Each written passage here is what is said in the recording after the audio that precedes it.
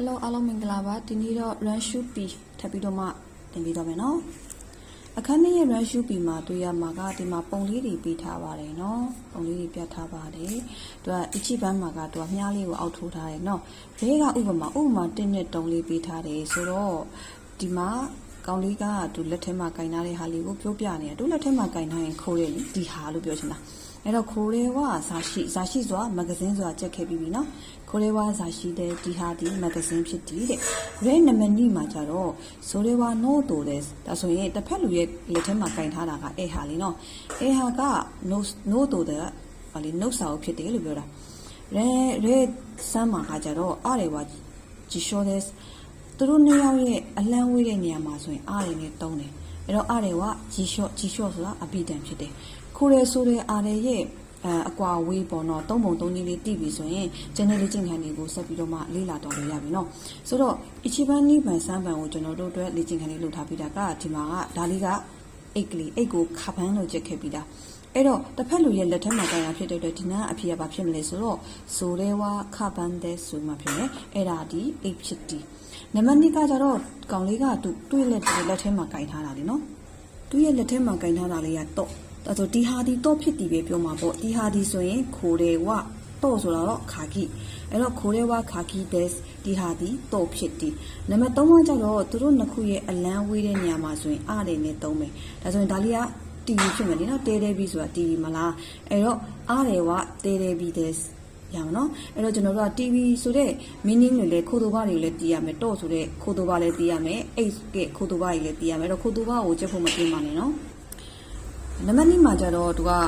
ဒီမှာပေးထားပါရယ်နော်ဒီမှာပုံလေးပြထားတယ်စာအုပ်ကိုဖုန်းလို့ခေါ်ပါတယ်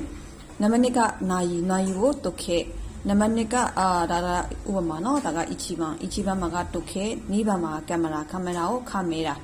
စမ်းမမှာကဒါကနိတ်ခဲတန်လေးနိတ်ဘောပန်လေးအဲ့ဒါကိုရှာပူပန်ရှိလို့ခေါ်တယ်ဒါလေးကတော့ထိုင်ခုံကိုအစ်စုဆိုမှကျွန်တော်ချက်ခဲ့ရနော်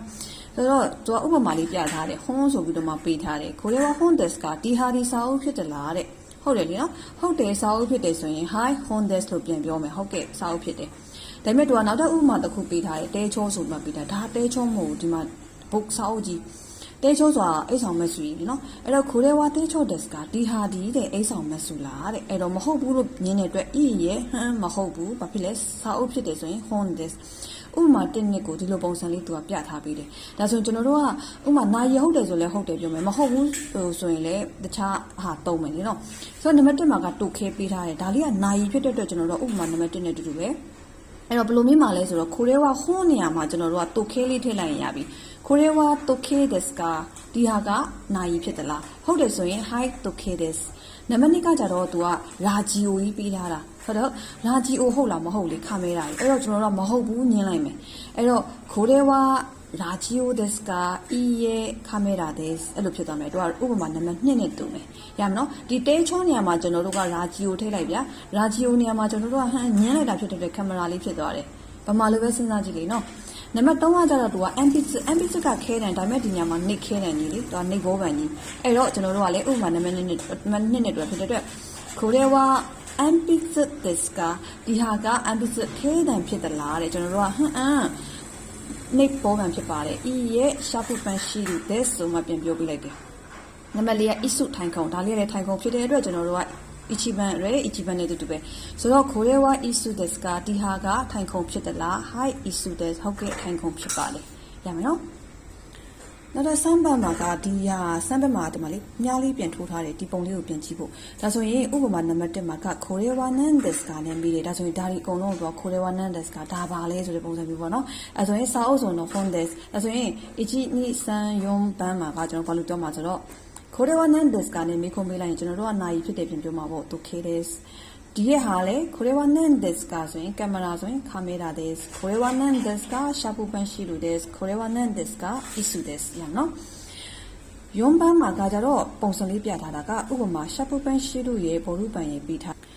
ရှာပူပန်ရှိလိုနဲ့ဘောဓုပန်နဲ့ပြီးထားတာကိုသူကဘောဓုပန်ကိုယူခိုင်းတာဆိုတော့ဘလို့လဲဆိုတော့ကိုရဲဝါရှာပူပန်ရှိလိုဒက်စကာကောမာလေးခံထားတဲ့ဘောဓုပန်ဒက်စကာဒီဟာဒီရှာပူပန်ရှိလိုလားဘောပန်လားတဲ့ဒါဆိုရင်ဘောဓုပန်ဒက်ဆိုရင်ဘောပန်ဖြစ်ပါတယ်ဖောင်တိန်ဖြစ်ပါတယ်လို့ကျွန်တော်တို့ကပြန်ပြောလိုက်မှာဆိုတော့ဂုံးစာကွန်ပျူတာမှာဖောင်တိန်ကိုယူခိုင်းတာဖြစ်တဲ့အတွက်ဒါဆိုနံပါတ်1ဘက်မှာကဟွန်းနဲ့ဇာရှိနဲ့ဟွန်းကိုယူခိုင်းတယ်ဆိုတော့ကိုရဲဝါ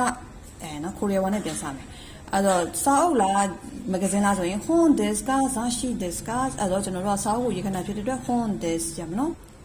နံပါတ်2ကကြတော့ခေါ်ရဲဝါ e desk က read desk က read desk အဲ့လိုပုံစံမျိုးဖြစ်ပါတယ်။တော့ကြတော့ခေါ်ရဲဝါ ichi desk က nana desk က nana desk ရုံးဘက်မှာကခေါ်ရဲဝါ she desk က zit desk က she desk အဲ့လိုပုံစံမျိုးဖြစ်ပါမယ်။ညာနောင်းနေရာမှာကသူပေးထားတဲ့နောင်းလေးတွေအစားထိုးထားလိုက်ရင်ရပါပြီနော်။ပြောချင်တာကဒီဟာဒီဘောပန်လားနေဘောပန်လားဘောပန်လားဘောပန်ဖြစ်တယ်ဒီဟာဒီစာအုပ်လားမဂဇင်းလားစာအုပ်ဖြစ်တယ်ဒီဟာဒီဤလားရီလားရီဖြစ်တယ်ဒီဟာဒီတက်လားခုနှစ်လားခုနှစ်ဖြစ်တယ်ဒီဟာဒီရှိလားဇစ်လားရှိဖြစ်တယ်ဆိုတဲ့ပုံစံလေးပဲညမနော်ဒါလေးက run shoe ပီလေးပါနော်အားလုံးကိုကြည့်စတမာတစ်ချက်